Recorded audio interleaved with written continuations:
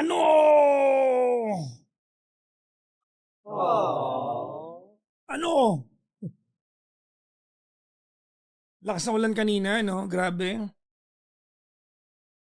Nag-aalala nga ako kasi parang kinukuha yung mga cute. Ganon kalakas yung ano, yung ulan kanina. Di ba kinatakot?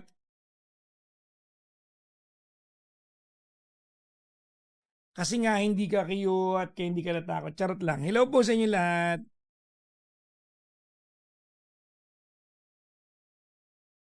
Magandang gabi po sa inyo lahat.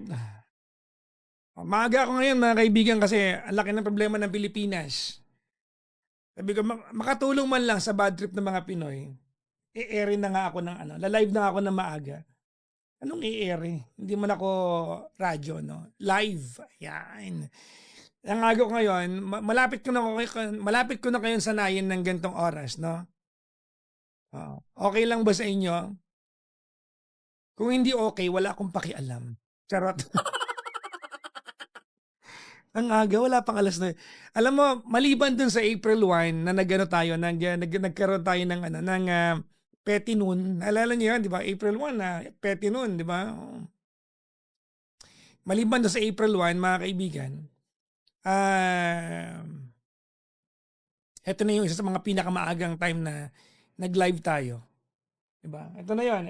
This is one of the earliest ever. Okay? So, bago tayo tumuloy, mga kaibigan, ang gagawin natin ay habang magbabayad tayo ng Meralco bill natin. Ha? Kamusta Meralco bill nyo?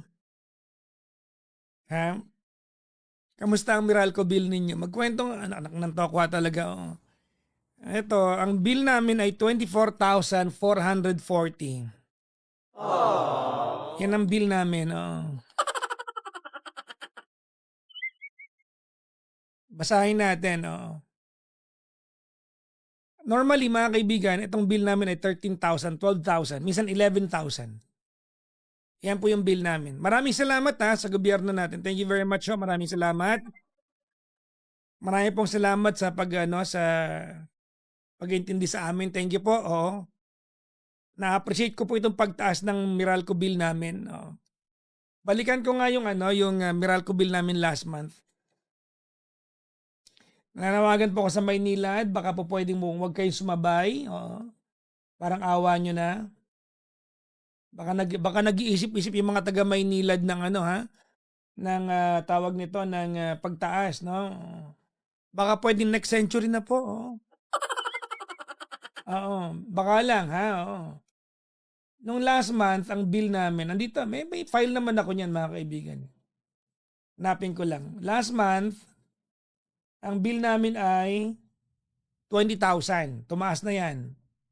A month before that, 14,000. Tingnan nyo mga kaibigan Oo.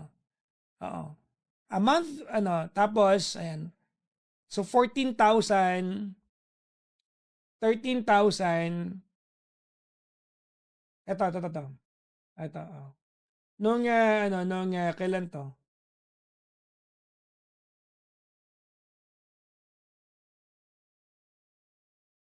Check ko lang Ito, normal na bill ko ay 11 to 14,000. Yan po ang normal na bill ko. Yan. Yan po yung normal na bill ko. Noong February, ang bill ko po ay 14,000. Noong February po yan. Noong March, surprise! Na-surprise din kami, naging 20,000 noong February. Ngayon, May, wala akong record nung wala akong record nung last 2 months, pero tumaas po, no? Ngayon po, 24,000 na po. Ayan,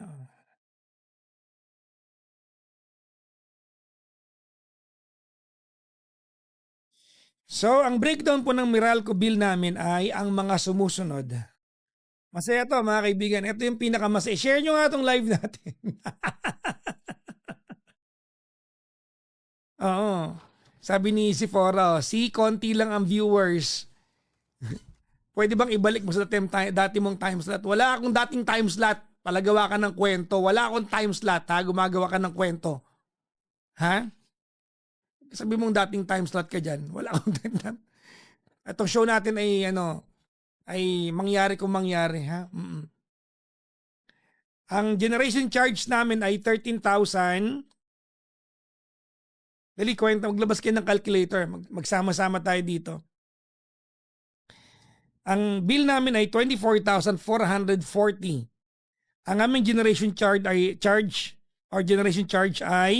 13,754.13. Yan yung mismong paggawa ng kuryente. No? Ang transmission ay 2,201.17. Ang systems loss, ang paliwanag sa atin dito, ito yung mga unaccounted na power na hindi mahanap na Meralco. Naku, sayang naman yung mga power na hindi natin mahanap. Imbis na ayusin natin yung sistema natin, i-charge na lang natin sa kanila. Ayan, yun eh. Oo. Nako, may mga nag-wiretapping sa ganitong barangay kasi maraming mga illegal connection. Nakakapagod namang anuhin yan. Babalik at babalik lang yan. Hayaan nyo nang mag-wiretapping yung mga yan. Okay na yan. I-charge na lang natin sa mga nagbabayad ng matino. Yun yung systems loss, no? Oo. Hindi ko magets talaga yan kung bakit tawag nito, kung bakit charge sa atin. Pero charge sa atin yan. Ang systems loss ko ay 1,250.26, no? So, that's around, kung 1,200 yan at 20,000 yung bill ko, that's around 24,000. 2,400 is the 10%. Around 4 to 5% of your bill. Yan yung yan ang intindi ko. Medyo magaling ako sa math ha. Maybe around 4 to 5%. Tama ba ako? Of your bill, yung systems loss mo. Ngayon, mga kaibigan, yung distribution, ito po yung mismo napupuno sa Meralco. Ang distribution charge ko po for Meralco ay 3,926.53. So ganito po yan. Kung hindi kayo Meralco, panel ko kayo, Sintel ko kayo, ayan lang po yung makikita ninyo. Yan lang nag-iiba yan. No? Magkaiba lang tsura ng bill pero yan lang po yung mag-iiba kung nasaan kayong panig ng Pilipinas. Depende po sa kung anong may sakop sa inyo. Alright? Sa probinsya namin, Sintelco kami, Central Pangasinan Electric Cooperative yon. So pareho lang po yan, yung makikita mong itemized list na meron dito, except yung part ng distribution na Meralco iba lang ang nakalagay. Okay? So sa akin, out of my 24,440 na bill, 3,926 po yung pupunta sa Meralco. At meron tayong ambag sa mga senior citizens. No? Ayan, 0.16 centavo. Maliit lang naman, hindi pa rin fair. No, mahal ko naman ng mga seniors natin. Alam niyo naman yan, di ba? Pero bakit sa atin nakakarga yan? Tanong lang. Wala naman tayong magawa. Nalagay na nila yan eh. Government taxes, mga kaibigan. So, lahat po ng mga nabanggit ko, nataksa na po ng gobyerno yan at may panibagong tax po dito. 2,475.61. Ayan po yung mapupunta sa gobyerno natin bilang ambag natin sa ekonomiya ng bayan natin. Ayan, yung government tax po natin, yan po yung pinagkukunan ng budget ng pamahalaan natin. Yan. Alam niyo naman yan, di ba? Buwis, ika nga, di ba? Yan po yan. So, ang ambag ko dito ay 2,475. Yan po yung buwis natin. Yan po napupunta yung pinanggagastos ng gobyerno natin sa mga infrastructures, edukasyon, yung budget ng sangay ng gobyerno, yung mga dinanakaw, diyan din galing yan. So, may ambag tayo lahat dyan. Universal charges, hindi ko to magets. Hindi ko to magets. Okay? Yung 502, ano ba yung universal charges? Ano po ito? Parang, di ba, ano yung universal? Ipaliwanag niya, ano to? Sa dami ng mga charges, ano yung universal charges? Ito, fit all, renewable, at saka JA all. Di ba? Wala, sa fit all, hindi ko alam kung ano to eh. Ito yata yung ambag natin sa infrastructure project natin para sa mga renewable or sa mga electric kinemirot, parang ganon. GEA All, walang charge sa akin ng GEA All. Yung GEA All, wala, zero ako. Lifeline, 15.64. Ano yung Lifeline? Ano to? Lifeline. Ano to Lifeline? Ha? Ano yung Lifeline? Hindi ko mag-get. So yun, that amounts to 24,440.10. Okay? Given the fact po na nagtaas po ng singil ang krudo, naintindihan ko naman ito. So maganda lang yung timing, no? Nagtaas po ng singil ng krudo ang pandaigdigang merkado. At sabi ng gobyerno natin, isabay na natin yung mga kung ano-anong charges dyan. Total, nagtaas na rin lang ng krudo. Wala. Yung 4-piece yung Lifeline. Ito pala yung pang rebandong iba. Oo. Yan pala yun. Yan pala yung pang rebandong iba. So, magbabayad tayo ng Miral Kabinati. Alam nyo mga kaibigan, minsan hindi na nakakainis, nakakatawa na lang no? Wala naman tayong magawa, mga kapatid, no? Wala naman tayong magawa, no? So, bukas, wala po kaming pangkain dahil magbabayad ako ng Miral ko ngayon.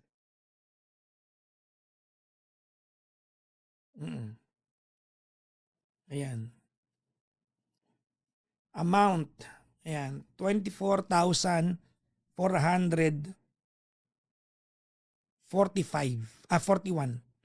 Kasi may butal eh. Ayan. Nakalagay dito enter remarks. Ilagay ko sa remark, no? Ilagay ko kaya sa remark na ano, na mahal ng kuryente. Pwede bang ganon, no? Pwede ba? Nakakaluha ang Pilipinas. So. Minsan gusto ko umiyak eh. Pwede ba umiyak? Okay. Alright. Payment successful. Ayan. Okay. So bayad na po tayo. Maaga pa kasi mga kaibigan, ha? Kaya ito muna yung pagkakaabalahan natin ngayon. Magbabayad ng bill, ha? Buwan-buwan ko pong ginagawa ito. Ako po ang nakatoka sa bahay nito. Ang next natin mga kaibigan ay ang tubig. Ang tubig po namin, ito hindi ko gaano maintindihan to. Okay, water bill, current charges, 2,370.75. Ang basic charge ko, ibig sabihin yung talagang babayarin ko dapat ay 1,846.84. Ano po yung FCDA? Negative 4. So nabawasan ako. May bawas akong 4 pesos. Oh, yay! Environmental charge, 25% of basic charge. Environmental charge. Ba't hiwalay yun? Di ba dapat Maynilad ang nagbabayad doon? Kasi sila naman yung may-ari ng tubo na yan eh. Ba't nakapasa sa atin? Alam mo, nagtayo ka ng negosyo sa Makati na may salon pa ako doon. Negosyo ko yon. Di ba dapat meron akong bayarin sa munisipyung environmental fee? Hindi ko dapat ipasa yon sa mga nagpapariban sa akin. Wala, naisip ko lang naman. Wala tayong magagawa. That's 25% of yung kabuuan ko. So kung 1,846, 481 yung 25%. Yan. At maintenance service charge. Maintenance service charge. Bakit kayo magbabayad dito? Ha? Sa bagay, no? Baka naman, no? Pero 2,300, 370. So, bayad tayo ng kuryente natin, guys. 3,000 Maynilad. Ano yung ano ko? Ayan. Magkano to? 2,371. Kasi ira-round off mo yan eh. Dahil pag mabuti na yung sobra ng piso kaysa kulang ng 25, dahil pwede ka maputulan. Alam niyo ba yan? Ayan, nagbabayad tayo ng bill natin. Ito yung pinakamasayang bahagi ng buwan ko eh. Yung pagparating yung bill, nakaka-suffocate ng ganun. Pero pag nabayaran mo na, ay yes, isang buwan na naman tayong papakanda kuba para mabayaran yung next na bill. Okay. So bayad na ang Meralco natin. Tignan naman natin mga kaibigan yung ating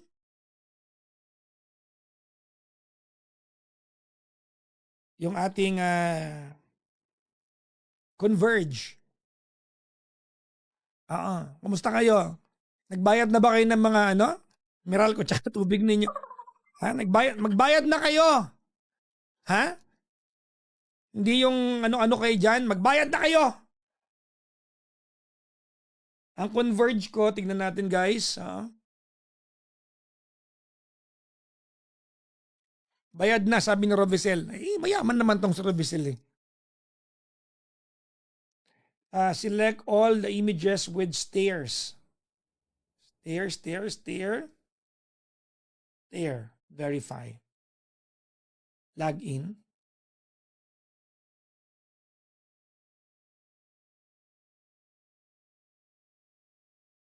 Okay. Ang Converge ko ay 1,500.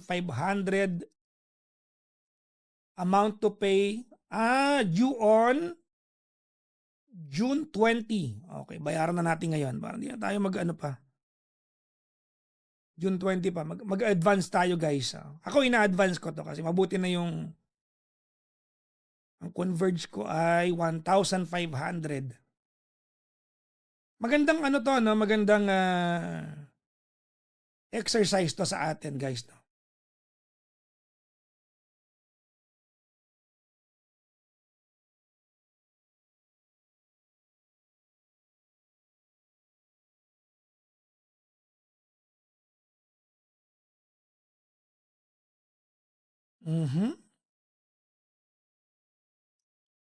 Pwede ko palang iset. Ng June 15, select start date. Ang end date natin ay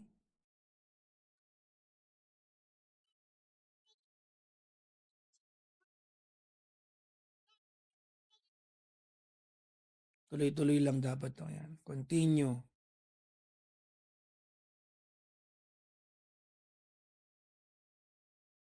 Okay. Alright. So bayad na tayo sa tubig, sa Meralco, sa Converge. Meron pa akong isa, yung Sky namin.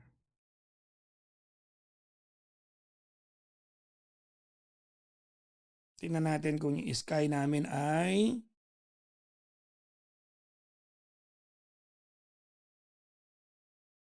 dalawa kasi internet namin mga kaibigan eh. Kasi ito yung isang internet ko to, ito. Bukas na yung Sky namin. So tonight, yung mga pinagkubaan natin ay napunta na sa bayarin. Speaking of bayarin mga kaibigan,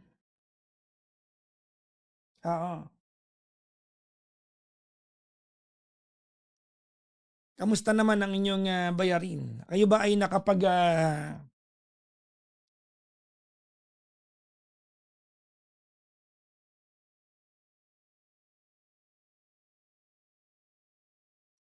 kayo ba ay nakapagbayad na ng ano? Sabi ni Mami Lorna, tapos na kaya magbayad.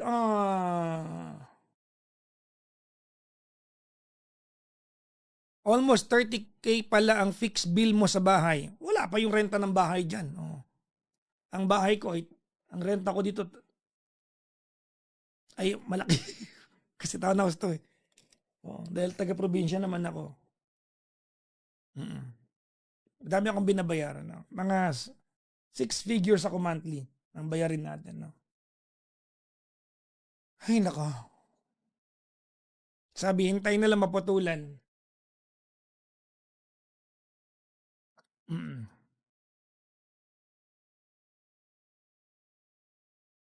Alam niyo yung kwento ng solar. Di ba may nagko-comment sa inyo kanina, di ba? Nag-solar ako, no? Hindi ko alam kung malinaw na ba sa atin ang direksyon ng solar. Okay, ganito.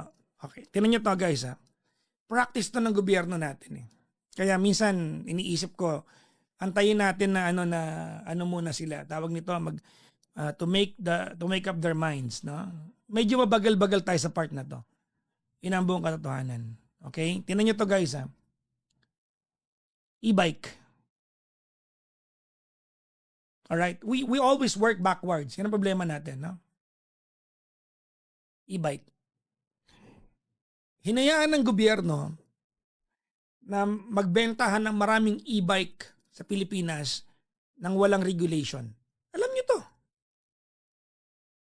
O, di ba? Oo. Nagkabentahan ng e-bike nang walang regulation. Tama? Oo. Nung sobrang dami na ng e-bike, syempre nagbilihan yung mga nanay na maghahatid ng anak sa eskwelahan, yung walang regulation eh. Pwede kahit wala kang lisensya, pwede kang bumili eh. Di ba? Oo, hinayaan ng gobyerno, nagbentahan ng lahat, nagbilihan ng lahat. Nung sobrang dami na ng e-bike sa kalsada, sabi ng gobyerno, teka lang, i-regulate na natin. Paano yung mga bumili? Di ba dapat umpisa pa lang kung bawal, bawal. Hindi, we always work backwards, no? Doon na nakakalungkot na part. Ang bagal natin sa ganun. Okay, case in point. Ito, simple lang. Tambutso ng motor. Dati wala pa yung mga branded, yung mga Orion, wala pa yung mga yan noon. May mga branded, wala pa yan noon. May mga sa gilid lang ng kalsada eh, di ba? Yung mga gumagawa lang ng mga open pipe. Meron yung dati yung may skill lang na kaya maghinang ng aluminum. Di ba? Marami yan dati. Oo. Nauso ang motor sa Pilipinas kasi ang mahal ng transportation, nagbilihan tayo, dumami ang kamote, nagbilihan ng tambutso, nagkaroon ng regulation. Ang pinakamalupit na part, maraming mga syudad ang bawal ang tambutsyong maingay pero hindi bawal bumili. Hindi ko bagets. Hindi ba dapat bawal din? Bawal din yung benta. Bawal ngang gamitin eh. Diba? Piniyagan mong ibenta. So yun yung mga nakakalungkot na bahagi ng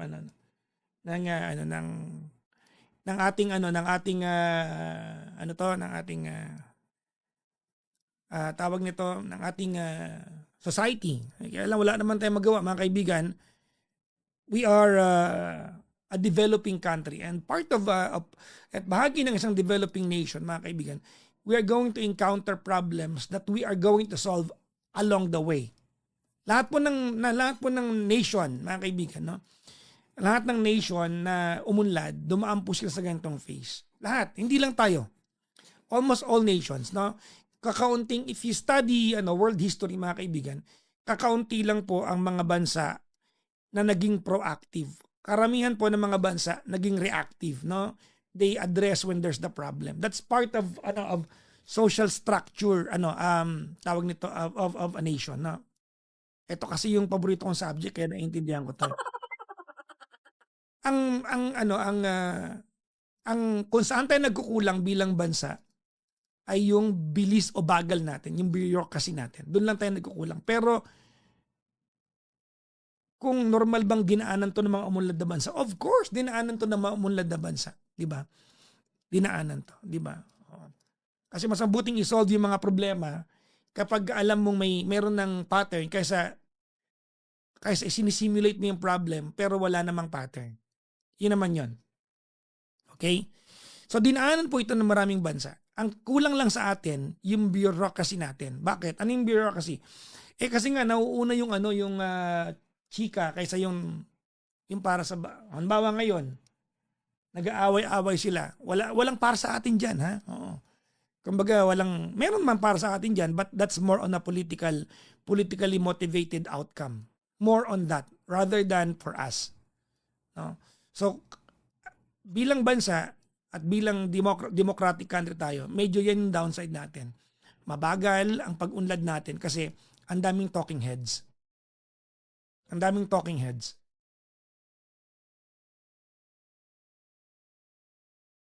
That's the design of our country. So masakit ulo nyo, I love world politics, mga kaibigan, and geopolitics. Yan yung yan ang pinagkakaabalan ko pag madaling araw. I watch news from all over the world. But lately, tumigil ako kasi alam mo, maapektuhan ka din eh. Maapektuhan ka din eh. Lulungkot ka din eh, no?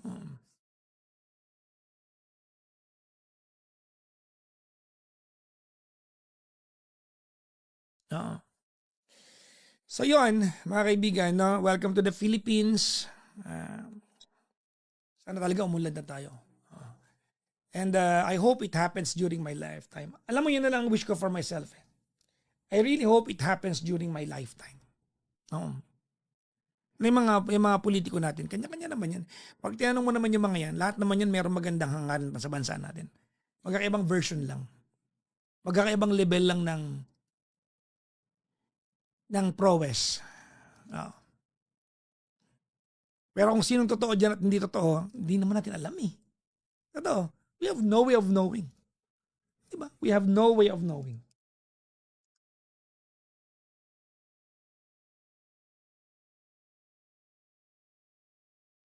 We have no way of knowing, mga kaibigan. Anyways,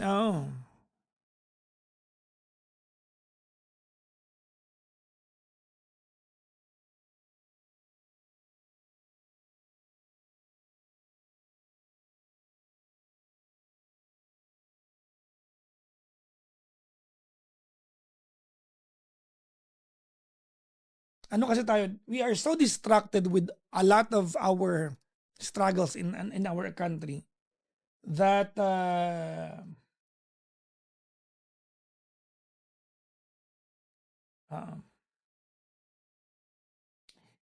we are so distracted with a lot of our struggles sa buhay. Kaya minsan nakakalimutan na natin na na tawag nito na tignan yung politika natin in a more discerning and objective way. Nadidistract kasi tayo, kakampi natin yung ganito, pabanok natin yung ganito, idol natin yung ganito, kaya distracting talaga siya. Diba? I'm often asked, do you wanna run for a public office? Feeling ko, ikamamatay ko yan pag tumakbo ako niya. Kasi, I am very uncompromising. And a lot of your politicians will say that. No? You cannot buy me. Wala akong presyo. Diba? Oo. You cannot buy me. I don't have a price. And I'm very uncompromising. I don't have filter. I say what's on my mind. At dapat statesman ka pag nagpolitika ka. So, I don't have those qualities.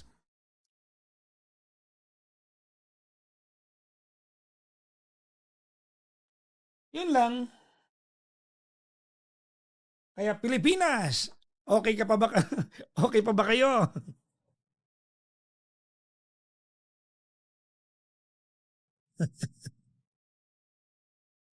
Ipag-pray natin ang Pinas. Kayo malalakas mag-pray na kayo. Ha? Oo. Alam nyo naman.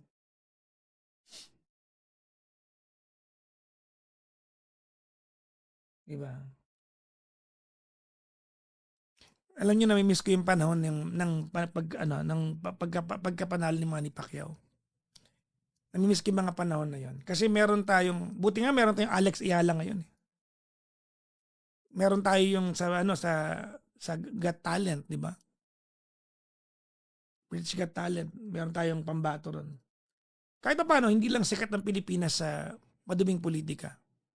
May ibang dahilan kung bakit sikat. Kasi nung panahon yung champion era ni Manny Pacquiao, madumi rin politika natin nun eh. May sobrang lala. Pero may Manny Pacquiao. Nakakalimutan ng buong mundo na, ang daming korupsyon sa bansa nila. Kasi may money pa natatabunan, di ba? Lalo niyo yun, there was a time na walang traffic sa Pilipinas kasi laban ni Manny Pacquiao. You remember those days? Na walang traffic sa Metro Manila noon. Because everyone else, everybody was, di ba, we were all indoors to watch the game. We were distracted by good things.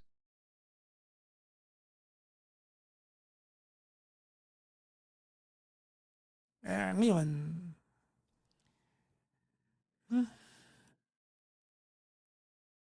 bakit ba ito yung topic natin?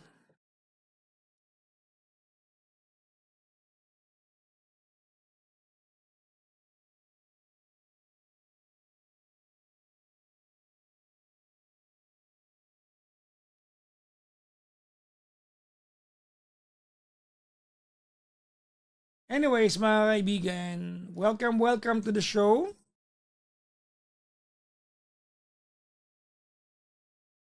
Sabi nito, I think magulo talaga ang politika noon pa yan. Wala pong maayos na politika. Politics is a dirty game. Wag kayong magtakang magulo yan. It's designed to be like that, mga kaibigan. Because, alam niyo, yung mga, lalo yung mga mambabatas natin, the lower and the higher chamber. Ate Merlin, salamat sa pag-galaxy. The lower and the higher chamber, the upper chamber, mga kaibigan, na yung chambers na yan, no, yung Kongreso sa Senado, huwag kayong magtakang nag-aaway-away sila. Kasi yan po talaga yung design ng trabaho nila. Hindi man away, but they are there to debate. Ano yan talaga, talastasan ng ano yan, ng galing yan. So, it's by design that they have to argue, dialogue, interpolate. It's by design. Alright? It's by design. So, hindi nakakapagtakang nagbabalitaktakan sila. Normal po yan. Normal yan. Part yan. Oo.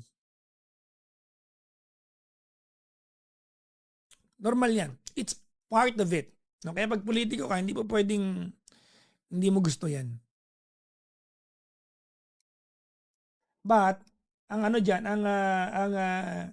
ang catch dyan, ang byproduct niyan dapat, merong, it has to yield result for us.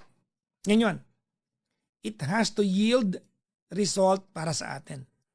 Kailangan mag-yield ng result yan. Otherwise, sayang yung, diba? Sayang yung ano, yung ang tawag nito yung